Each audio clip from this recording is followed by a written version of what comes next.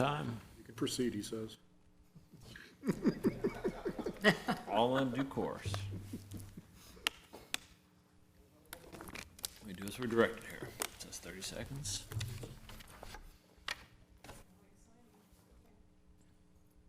I still think it's like watching a microwave at lunch.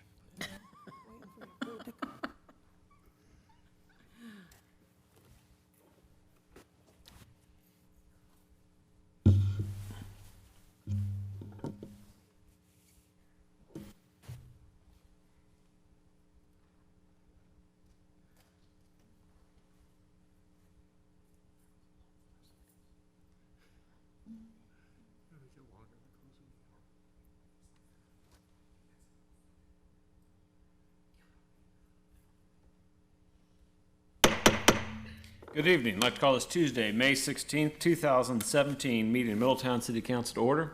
If you please stand and join me in a moment of meditation and the pledge of allegiance to the flag.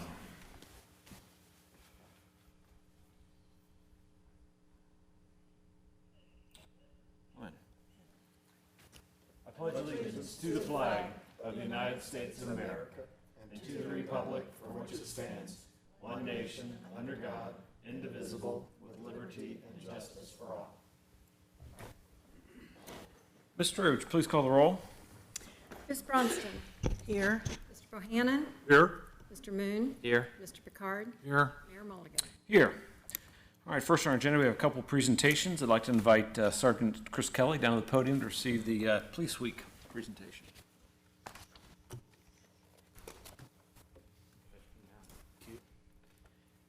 It's certainly a great privilege to be able to recognize our first responders, and we have a couple significant weeks honoring their service, both here locally and nationally.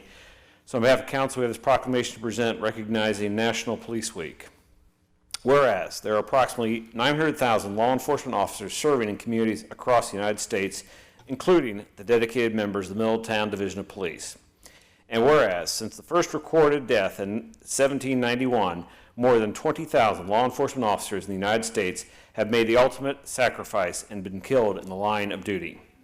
And whereas this spring, 234 new names of fallen heroes are being added to the National Law Enforcement Officers Memorial in Washington, D.C., including officers killed in previous years. And whereas members of the law enforcement agency of Middletown play an essential role in safeguarding the rights and freedoms of Middletown residents, it is important that all citizens know and understand the duties, responsibilities, hazards, and sacrifices of their law enforcement agency, and that members of our law enforcement agency recognize that their duty to serve people by safeguarding life and property. And whereas the men and women of the Middletown Division of Police diligently provide a vital public service and are continually making an impact on crime and citizen involvement. Now, therefore, I, Lawrence Mulligan, Mayor of the City of Middletown, Counties of Butler and Warren, State of Ohio, publicly commend the service of law enforcement officers in our community and in communities across the nation, and do hereby proclaim the week of May 14th through May 20th, 2017 as National Police Week. Congratulations. Thank you. Thanks for coming down. Let's get a picture for Nadine here. So. All right. Thank you, Chris. Thank you, everyone. We appreciate the support. It's a special week when we think about the risks and those that have given all for law enforcement and protecting the citizens. So thank you very much for this. It means the world. Thank you for your service. Thank you. Now I'd like to invite David Van Bargen, captain of the Middletown Fire Department, to come down to receive this Emergency Medical Services Week proclamation. Thank you, David, for coming down. Appreciate it. Again, some of our first responders in dealing with daily crises every day that sometimes you just never know when you need the service of police or fire or EMS.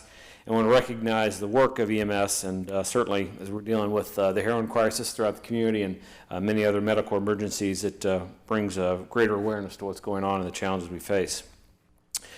Whereas emergency medical services is a vital public service, access to quality emergency care dramatically improves the survival and recovery rate of those who experience sudden illness or injury.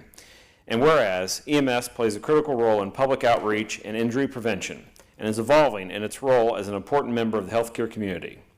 And whereas first responders, emergency medical technicians, and paramedics, real-life heroes, stand ready to provide compassionate, life-saving care to those in need 24 hours a day, 7 days a week. And whereas Emergency medical responders are supported by emergency medical dispatchers, firefighters, law enforcement officers, educators, administrators, researchers, emergency nurses, emergency physicians, and others. And whereas, if it were easy, everyone would do it, but it's not. It's hard. To do this kind of work takes more than most are willing to give. These extraordinary men and women demonstrate the compassion, courage, and commitment to help save and serve others, and to help make people safer and the world better. Now, therefore, I, Lawrence Mulligan, Mayor of the City of Middletown, Counties of Butler and Warren, State of Ohio, honor emergency medical services providers and do hereby proclaim the week of May 21st through May 27, 2017 as Emergency Medical Services Week here in the City of Middletown. So, congratulations, David. Thanks for coming down. Thank you. It's good.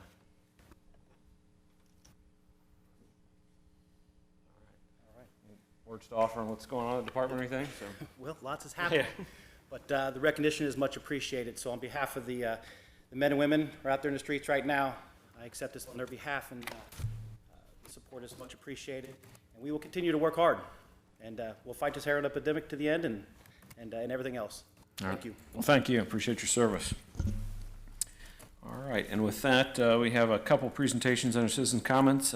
First, I'd like to invite Major Steve Aerosmith down from the Warren County Sheriff's Department. Good evening. Thanks for joining us this evening. Thank you for allowing me to come back this year. Sure. I apologize for being so late into the year. Last year, if you remember, I came around with Sheriff Sims, and he did all the scheduling, and I'm trying to get this done myself, and everybody meets on the nights, and I don't know how he did it, but hopefully next year I'll do better. So thank you for allowing me to have a few minutes. I wanted to get around again this year just to distribute our 2016 annual report from the Warren County Drug Task Force. This annual report is specific to the Drug Task Force, not the entire Sheriff's Office. Sheriff Sims is planning on visits later in the year. He's working out a lot of things with our new jail that's in motion in Warren County, and he's trying to get that together before he goes around to do his annual visits. So you'll see him later in the year. So I'd like to touch on just a couple things, if I could, that are in the annual report. Hopefully you'll take a few minutes to review it. There won't be anything in there that I'm sure you're not seeing over here in Middletown. We work with the Middletown Police Department every year. 2016 was no different. 2017, we've been involved in several investigations over here. As you know, we're back and forth quite a bit. So fantastic group of officers over here. A couple quick things on our drug task force. This is probably review for most people in this room, but we remain a multi-jurisdictional drug task force over in Warren County. In 2016, we had 21 full-time members assigned to our unit. We also, in 2016, remained an initiative of the Ohio HIDA, which is an acronym for High Intensity Drug Trafficking Area, which is basically a collaboration of federal, local, and state law enforcement. So it pushes us all under one roof with the same mission of targeting mid to upper level drug traffickers. So a very effective force multiplier that we're very thankful for. We continue to work all of Warren County and the city of Wilmington as our primary areas of focus, but everyone also in this room knows how drug trafficking investigations go. We're regularly over here and everywhere. They move us all over the place. So I continue as the task force commander to report to a policy board, which is Sheriff Sims, our elected prosecutor, the police chiefs from all of our member agencies. So it's a board of about 16 people. I meet with them monthly. They're briefed on task force investigations. They all provide input, and they're very involved in the direction of our task force. Unfortunately, heroin, and which you've mentioned already tonight, heroin, fentanyl, carfentanil. We say heroin, but really heroin's very rare to find anymore. It seems to be fentanyl and carfentanil primarily. That pretty much consumed us in 2016. We've remained, unfortunately, just as busy going into 2017. Crystal methamphetamine has also continues to increase. That's taken up quite a bit of our time also. A lot of dangers now for us in law enforcement. As everyone knows, you turn the news on at night, you're starting to see more and more about what we're going through to process scenes and actually do these investigations. But I'm going to touch on just a couple quick numbers, and then I'll be out of here. But our heroin overdose deaths in 2016, we were over 70 in 2016, and we're unfortunately on track to beat that in 2017. So not heading in the right direction. We conducted 441 criminal investigations out of the task force in 2016, 233 felony arrests, executed 83 search warrants, processed 7 meth labs, which was a decrease from the previous year, so that was a good thing, and seized 66 firearms. So I highlighted a few cases in there. Hopefully you'll take the time to read that. Thank you again for allowing me to come back. Thank you to the Middletown Police Department. Like I said, we work a lot of cases with them, and really appreciate the cooperation that we get anytime we need them. So in fact, Middletown Police Department was in our office 2 hours ago on an investigation. So we work well together. Thank you for that. Thank you. Appreciate you coming down for the update, and it's good to hear about the cooperation and the progress we're making. So, any questions from council for Major Aerosmith?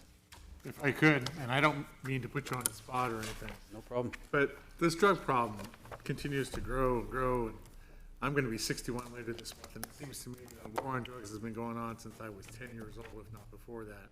Yes, sir. And it just doesn't seem to be getting any better. It seems like we're losing, and we're losing more badly every year. Right. Thinking, I'm gonna offer something, thinking totally outside of the box, would you do anything different than you're doing now to try to stem the tide? From a law enforcement perspective, I've been with the sheriff's office for 25 years, and I know that there's a lot of there's arguments on all sides of the table with how do we do this, how do we beat this.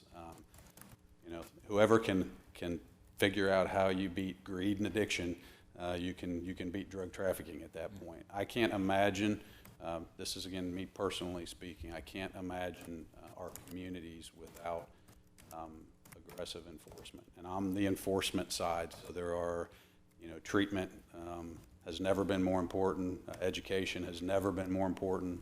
Now, I think we're all seeing that, and we recognize that, but we have to keep doing what we do, to try to maintain order and enforce the laws that we have. And there's many experts, people a lot smarter than I am in these other specialties that I think we all just have to keep trying.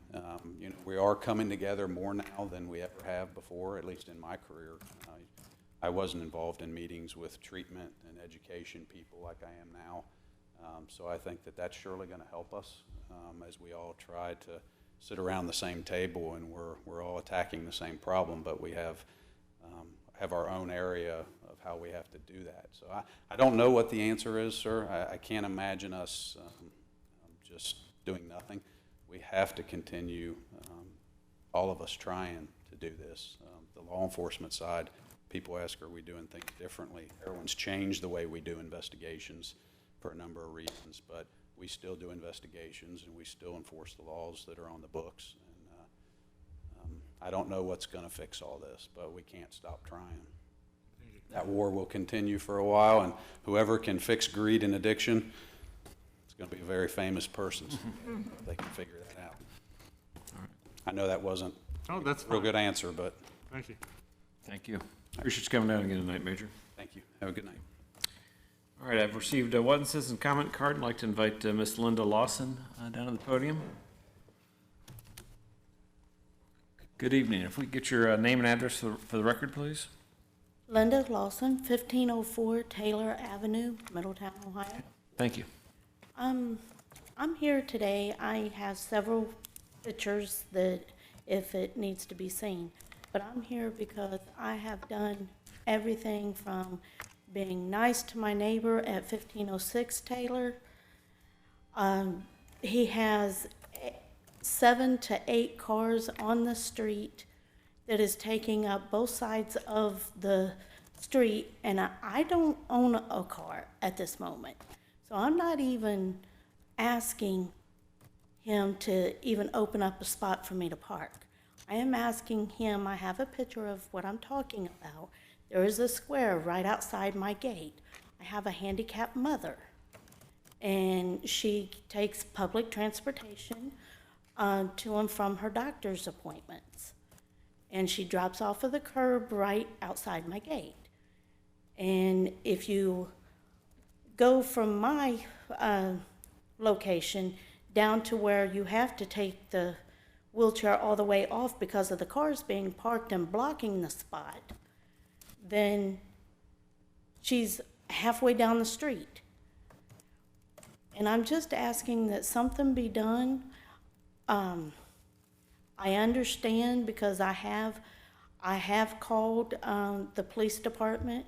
They have let me know that if these cars are insured, if they're tagged, there's nothing that can be done. I do not believe these cars are insured. I don't know that, but I don't believe they're insured. And also, again, I don't know this to be true, but I have heard through the grapevine from neighbors in the neighborhood that this gentleman has taken cars from other people, and that's why the cars are there, because they owe him money. Why they owe him money, that's none of my business. I don't know. But this is what I wanted to address today. Okay. And I also wanted to ask, I don't really know how you go about this, so please forgive me. But Hamilton has a program, and they have, for one of my sisters in my church, they have put a handicap sign in front of her residence. I am asking that Middletown adopt something similar. That's all I have. Okay, all right, well, thank you for coming down and bringing that to our attention. We'll get the city manager and ask him to look into it and see what we could do, so, thank you. Do we need to get contact information, or We've is got that part it of that? on the card here, Okay. so, yep. All right, and with that, it's the only comment card I received, so we'll move to Ms. Bretland for city manager reports. Substituting for Mr. Atkins this evening. Yes, thank you. Mr. Atkins did have 3 things he wanted to talk about during his city manager reports. 2 of those are things that only really he knows. So the last one, Jennifer Ike is here to do a presentation on. Okay. Good evening, Ms. Ike. Mayor, members of council, thank you for allowing me to stand in for the city manager. You are receiving a packet from Ryan Holmes, who I have been working with over the last several months on a housing project that they are interested in doing here in Middletown, in the Sawyers Mill area. This packet outlines the product line that they are proposing, and if you flip all the way to the back, the elevations and the floor plans are in there, and you can peruse that at your leisure. But I have visited 2 of the communities with these model homes in them, in Xenia and in Amelia. I took our planning and zoning folks with me to take a look at it, and it's a nice product. It offers a very good value at a price point that we are missing currently here in Middletown. The price point of these homes is about $150,000 to $200,000, so it's that entry level or intermediate level that would be kind of the step before you would get to the Fisher product out of the Renaissance. The product line includes a 3-bedroom ranch, a 4-bedroom 2-story with another 3 and a 5-bedroom option depending on the plan that you'll see in the back there. What we would like you to do, what we're asking for, is that you take some time when you have that and look at this, and if this is a product that you are interested in seeing in person, with the assumption that we would get to a community like this in Middletown, we would like to take you to see one of the communities in either Xenia or Amelia, depending on the timing and whatnot. And if you are interested, please let me or Doug know so that we can arrange that and take you to see what it looks like in person, which is a different experience than looking at it on paper, of course. And as we begin to work on the housing mix and some of those issues that the city manager outlined last time, this is going to be an important concept or product for us to consider as we move forward in those discussions. So take a few minutes. If you have questions, please feel free to email me or concerns, but we would really, really like and encourage you to want to go with us on this field trip and go look at these. Okay. Thank you. Any questions for Ms. Ike? All right. That's all you have, Ms. Bretland, under city manager reports, or? one of the things that he was planning on talking about tonight is, if there was any questions, concerns about the what-if downtown Middletown plan. I'm hoping to put a resolution together in June, so just kind of mention that. See, if you were to have any questions, feel free to address those to Doug. I don't have the answer, just to kind of put that out there to think about for June. Sure, yeah, I know we saw those presentations over the last couple of months and looking for formal action on that, so we'll plan on that for next month then. Okay? All right, thank you very much. That brings us to our consent agenda. Ms. Strayer? The consent agenda has several items on it today, and they'll all be considered under one motion and one vote of consent.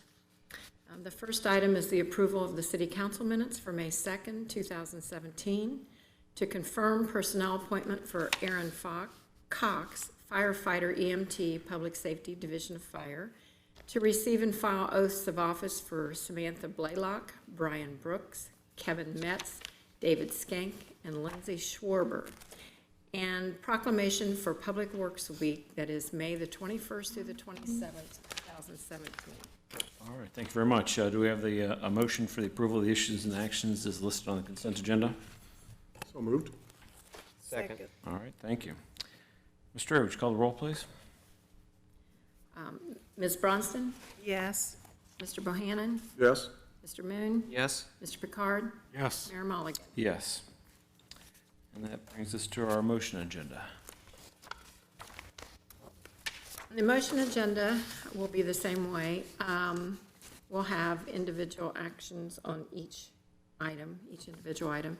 So the first one is to approve the purchase of upfit packages for 4 police utility interceptors that are Explorers from Camp Safety Equipment, Inc. of Cincinnati, Ohio, in the amount of $29,954.20. Okay, do we have a motion to approve? So moved. Second. Any other discussion or comments? We had a memo and some updates on this from Doug. I wanted to ask, how many Crown Victorias do we still have left? Does anybody know? I'm not sure how many there are. those We're are trying old. to, we're Yeah. trying to phase those out because they're no yeah. longer available to us. Right. We did try some of the chargers, and they're just too small for Yeah, they what we need. So that's why we've moved to the SUVs. Yeah, and I understand that. I just wondered how many were left that we would have to replace in the future, so I can find out. I'm not sure. We can find out and let you know. I know they have a plan for the updates. There is a 20-year plan in the garage for that. Okay. Any other comments or questions? All right, Ms. Strayer, would you call the roll, please? Mayor Mulligan? Yes. Ms. Bronston? Yes. Mr. Bohannon? Yes. Mr. Moon? Yes. And Mr. Picard? Yes. The next item that we have is it's asking for authorization for the city manager to enter into a contract with Phoenix Stabilization to proceed with the 2017 Local Street Improvement Program, Part 1. Okay, do we have a motion to adopt? So moved. Second. Okay. Any other questions or comments? I know we had the staff report. Okay. Hearing none, Ms. Strayer, would you call the roll, please? Ms. Bronston? Yes. Mr. Bohannon? Yes. Mr. Moon? Yes. Mr. Picard? Yes. And Mayor Mulligan? Yes. And the last item is to approve a contract with Building Crafts, Inc. of Wilder, Kentucky, in the amount of $407,900 for the purchase and installation of influent valves at the wastewater treatment plant. Okay, do we have a motion to adopt? So moved. Second. Okay, any discussion or comments? Okay. Ms. Strayer, would you call the roll, please? Mr. Bohannon? Yes. Mr. Moon? Yes. Mr. Picard? Yes. Mayor Mulligan? Yes. Ms. Bronston? Yes. All right, motion carries. That brings us to our council comments this evening. Start with Mr. Picard. Thank you, Mayor. I'd like to offer my condolences to Amy Skank and her entire family in the loss of Amy's father, and my prayers and best wishes to them. And also, I'd like to offer condolences to the Armbruster family one more time with the loss of Melinda. It's obviously been a very difficult time for them, losing a sister and their mother within 7 days. So, again, my prayers and best wishes to them. On a happier note, we won't be meeting again until after Memorial Day, so I hope all of you have a great Memorial Day and come on out to the parade. Thank you. Mr. Bohannon? Thank you, Mayor. I too would like to pass on the condolences to Amy and also to the Armbruster family. Tragic losses. It's just too sad that this has been happening so frequently. Also, everyone, please come out to the parade for Memorial Day. Thank you. Mr. Moon? Yes, I was gonna say much the same thing, just condolences to the Skank family, and then obviously to the Armbrusters as well. Mr. Picard said it well, losing two beloved family members in 2 weeks is a difficult blow for any family. That's all I have. Okay, thank you. Ms. Bronson? I ditto the same sentiments. Condolences to Amy. Just brings back memories of my own father who passed away, and lately we had our animal died a couple of weeks ago, and I was telling the mayor how devastating it is. And the Armbrusters sure have had their share of loss these last couple of weeks. So the only other comment I have is Central State has a STEM program, and there's a free camp for students who are in the 6th, 7th, and 8th grade. And I have those forms available for any parent that would be interested. I also gave some to the school district, to the school board, and Gracie has them. And the application is due coming here soon. And but anyway, those are here. Deadline is next week. So I have those here for anyone interested. Thank you. I too would like to extend my condolences to the Armbruster and Skank families. It is a real tragedy when you have lost life, just because it shows sometimes you just never know, unfortunately, how precious life is and how quickly it can pass by, which is certainly fitting with Memorial Day coming up. Allows us to take time to remember those that have gone before us and remember them, and certainly the happy times. And I'd like to extend my thanks and appreciation to Jerry Lewis, who stepped up as a volunteer to step into the roles as parade director and on a volunteer basis. It's a monumental task, and it's nice to see the passing of the torch to a new generation doing that. So I speak often of the volunteers that do so much here in Middletown, and just Jerry's another fine example of someone stepping up to get involved and do something. So best wishes, and looking forward to a great Memorial Day parade coming up in a couple weeks. And with that, we can move to our one item of legislation. Ms. Pretland? Sir, the one item on tonight's agenda is an emergency. We will need a motion to waive the charter provision requiring 2 separate readings as to ordinance number 2017-21. I move to waive the charter that requires reading on 2 separate days and declare ordinance 2017-21 an emergency to be read one time only. Okay, do I have a second? Second. Okay, Mr. Ray, would you call the roll, please? Mr. Moon? Yes. Mr. Picard? Yes. Mayor Mulligan? Yes. Mr. Bohannon? Yes. Ms. Bronston? Yes. Ordinance number 2017-21, an ordinance establishing a procedure for and authorizing an amendment to a contract with Howe Contractors, Inc. for repair of the North Interceptor Sewer and declaring an emergency. Okay, do we have a motion to adopt? So moved. Second, thank you. I know we have a staff memo. Any other updates, Ms. Pretland, for Mr. Atkins? No, Your Honor. Other than the staff report, this was Howe Contractors has already been, there's already a contract with them to fill this. The thought was, since they're already there and ready to work, to let them do that. Sure. I know we've been working on this area for a while. Any questions from council? Okay, we're motion or second. Mr. Ray, would you call the roll, please? Mr. Picard? Yes. Mayor Mulligan? Yes. Ms. Bronston? Yes. Mr. Bohannon? Yes. Mr. Moon? Yes. All right, our last item for today's agenda is an executive session, so I need a motion on the authority of Ohio Revised Code 121.22G8 to consider confidential information related to the marketing plan, specific business strategy, production techniques, trade secrets, or personal financial statements of an applicant for economic development assistance, or to negotiations with other political subdivisions respecting requests for economic development assistance, provided that both of the following conditions apply. 1, the information is directly related to a request for economic development assistance that is to be provided or administered under any provision of Chapter 715, 725, 1724, or 1728, or Sections 7010.07, 3735.67 to 3735.70, 5709.40 to 5709.43, 5709.61 to 5709.69, 5709.73 to 5709.75, or 5709.77 to 5709.81 of the revised code, or that involves public infrastructure improvements or the extension of utility services that are directly related to an economic development project. And two, a unanimous quorum of the public body determines by a roll call vote that the executive session is necessary to protect the interests of the applicant or the possible investment or expenditure of public funds to be made in connection with the economic development project. Is that a motion? Do you have a motion? So moved. Thank you. And a second? Second. Thank you. Ms. Strayer, would you call the roll, please? I will. Mr. Moon? Yes. Mr. Picard? Yes. Mayor Mulligan? Yes. Mr. Bohannon? Yes. Ms. Bronson? Yes. All right. Following our executive session, we'll be in recess to our first meeting in June in these chambers. Thank you all. Have a good evening. The way you read those numbers. Yeah.